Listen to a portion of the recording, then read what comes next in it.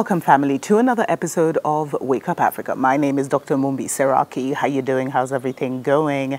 I really do pray that you are well in all your ways and that you're moving into acclimatizing family to the new earth, that you're getting more and more attuned daily to Mama Gaia, to nature, to whatever nature you live, whether you're at the mountains, whether you're just in the lands, whether there's a tree near you. I just hope that you are spending as much time as you can afford in nature, because you need to start, triggering and opening up your natural self.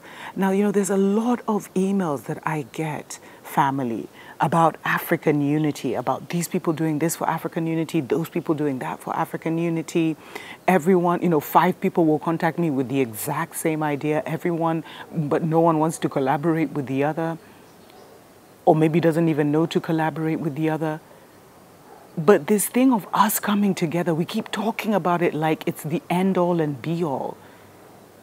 Like, if all Africans could just unite, we could conquer Babylon, we could destroy white supremacy, etc., etc. And it's not that simple, family. Because scrambling the narrative and making everyone think that everyone is African, every black person came from the motherland, and all this stuff has been one of the biggest tactics in the divide and conquer, warfare that we have faced against Babylon. Because we were not all the same. We were nations. You see now, like in this modern world, there's 180 countries. We were thousands of nations, family. I keep saying this place is way bigger than we think. We were and we are spiritually. Those are the levels we're on. And every nation had their purpose. Not every nation got along. Not every nation came from the same vibration, came from the same, level of consciousness. We had fire nations, water nations, earth nations, ether nations, the highest of the high, family, all commingling on this plane, sharing, achieving, doing the great work that had been assigned to their nation. And now all these nations are mixed up and people don't know each other.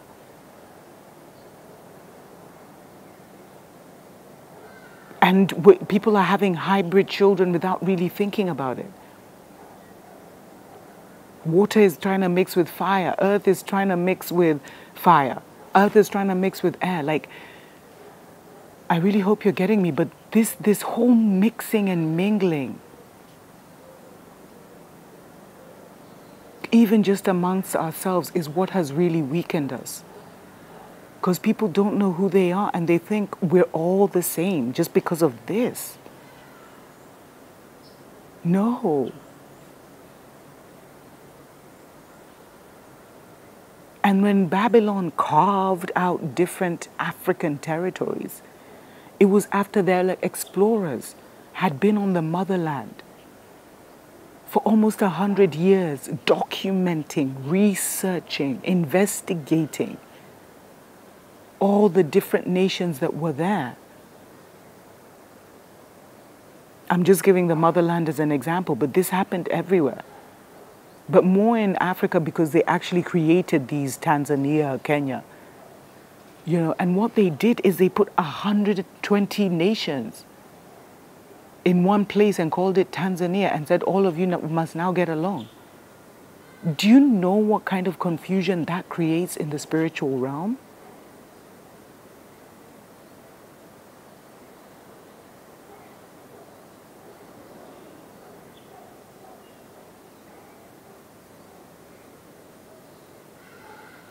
It's so deep what has happened to us, family. And the only way to get back is a spiritual reset. There's somewhere in the scriptures where they talk about in the end times everyone will return to their nations. That's what that means for us. We haven't been able to get along because it's never happened. We had seasons of war and we had seasons of peace.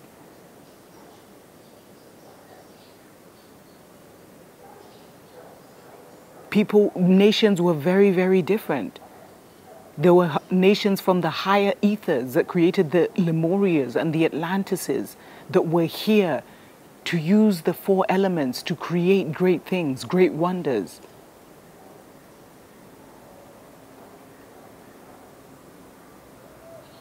And they also, played around with things. That's a whole other story. But there were also those beings from lower realms, the quote-unquote dwarf nations, who didn't necessarily get on with other nations. And that brings me to what I was saying about colonization, is they had studied Mount Zion, the people of the mountain, and all the different, the people of the ocean. And there is Bantu. Bantu just basically means the people. But they all have a similar signature. But they settled in different places and developed wonderful kingdoms, queendoms, cultures for themselves.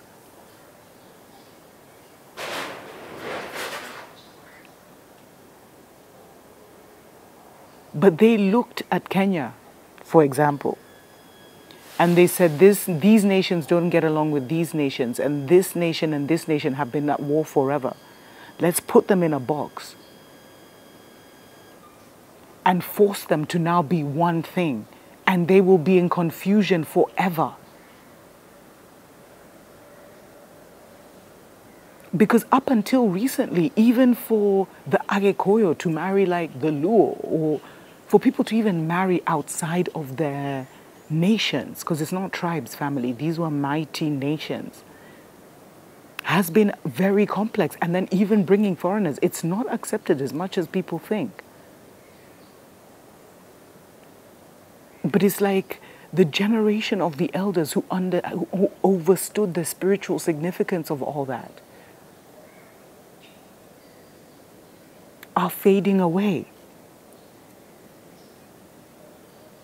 And I remember when I was doing my research, a lot of the elder women talked about how their daughters or their sons would go to the city. And in that city life where everyone is made to feel the same, they would, marry someone from maybe an opposing nation. The reality right now is artificial. So you can't override and say, I'm a free person. And by the way, I was one of those people. I can marry whoever I want. I can date whoever I want. I can do whatever I want. It doesn't work like that, family. Especially in this season of recalibration. And you see, because we all think we're the same, that's why we have these crazy leaders that we have, who would never have ever been running any nation in the real Zion, in the real Eden. They would never have. But here, because of blood sacrifice, because of all kinds of craziness, because of bowing to Babylon, taking on the reptilian signature of Babylon,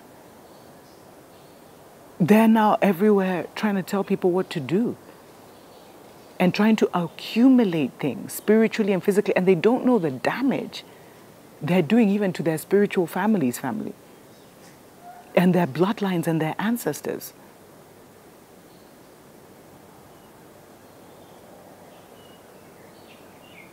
But Africa, we were nations. And because we don't even understand that, we have no concept of self. We cannot go by the rules of Babylon. That is not our world. And that's why this African unity is proving so hard. Because I might be at a negotiating table with 10, 15 other Kenyans. And we're all brilliant. We all have that thirst for a true restoration of our people. But first of all, we're not even seeing each other with spiritual eyes. So I'm not seeing you as a former Queen of Sheba. You're not seeing me as the first mother, Eve, Mumbi, whatever you want to call her. I'm not recognizing you as a great warring chief. I'm not recognizing that that's the signature you've come in. That's the bloodline you're part of. And because we're not seeing each other spiritually, we don't even have oracles present in these meetings. Our ancestors never operated without oracles, family.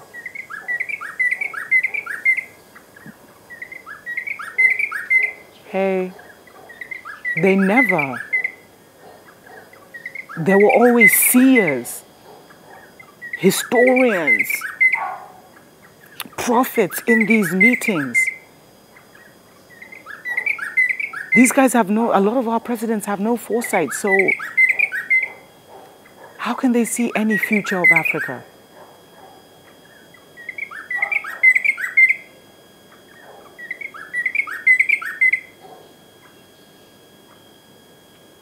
Let's take a short break. We'll be right back.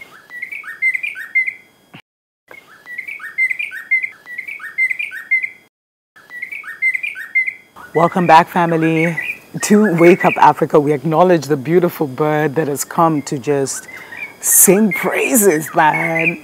What a blessing, what an honor. And, you know, we felt led to share this about why African unity is proving so hard. Because everyone's like, if we would just unite, if we would just come together, you can already see some of the fragments that already exist now. And I'm not sharing this to discourage or to say it can never happen.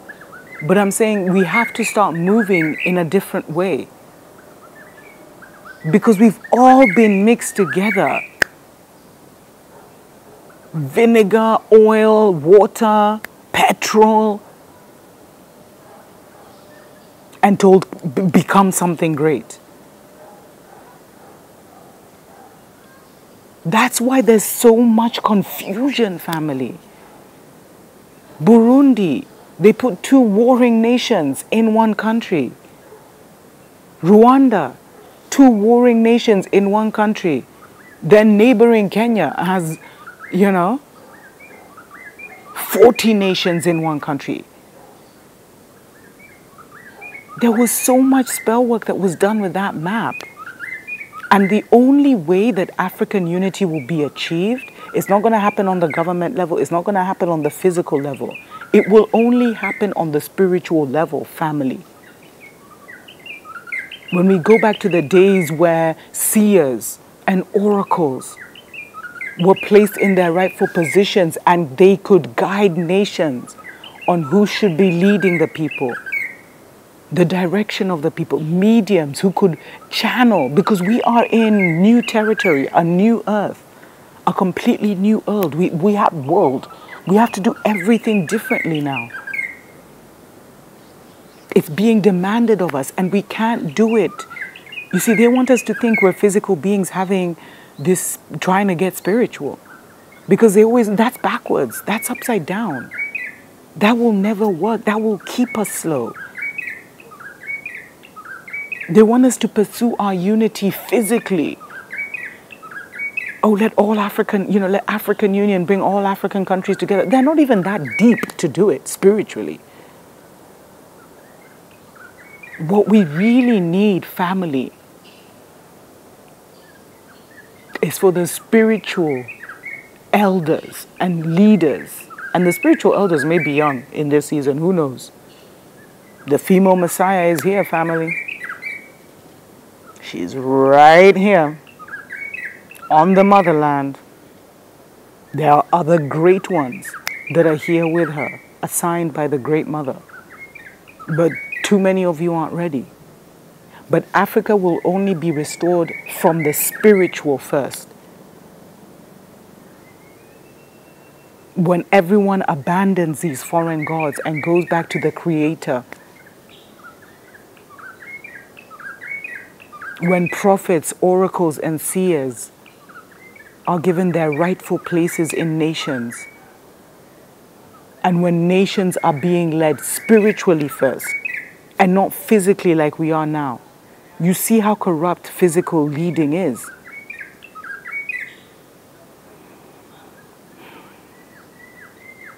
It's so crazy how low we've gotten, family.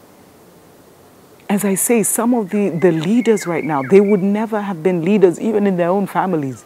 They're not leaders, but you're told that they should lead your nation. And you see, Babylon has made it like, even with independence, when Africa wanted independence, we couldn't do it any other way but from their systems. You see, it's like the Maasai. They were cut right down the middle. And so the Tanzanians and the Kenyans and some other African nations were like, why don't we return to our original nations as we're getting independence? But one of the clauses of being an independent nation was that you had to free yourself as Kenya first. You had to free yourself as Tanzania first. Then now you could go and discuss borders and stuff. And all the spells were in work, already in place, with contracts, with agreements.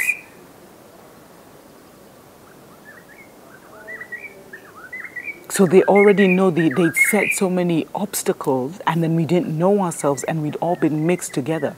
So we'd be fighting amongst ourselves in ignorance indefinitely. That's how they saw it. Oh, hey.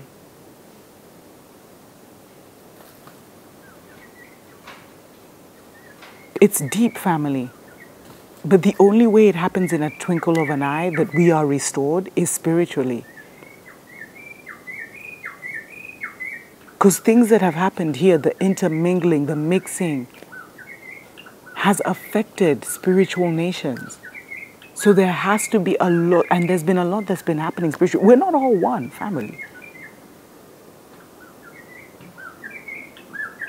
Even within the water nations, there are many water nations.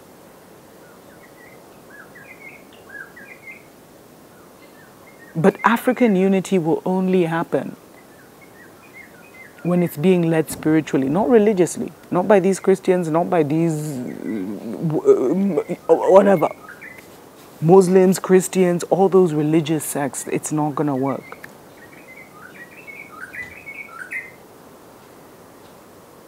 When you see a government leader moving with an oracle, like Shaka Zulu did,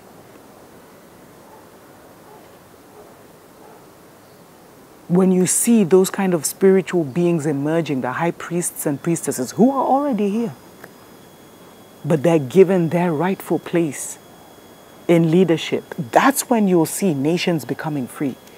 For real, for real. In the Caribbean, in Africa, that's when you'll see things shifting. But as long as we're trying to do things on this physical, emotional, mental level, it's too low to stick. It's too low to overcome the spell of Babylon. The way we overcome the spell of Babylon is spiritually. It's a spiritual restoration that is happening right now amongst our people. Let me know what you think in the comments below. Until next time. Tuko pamoja.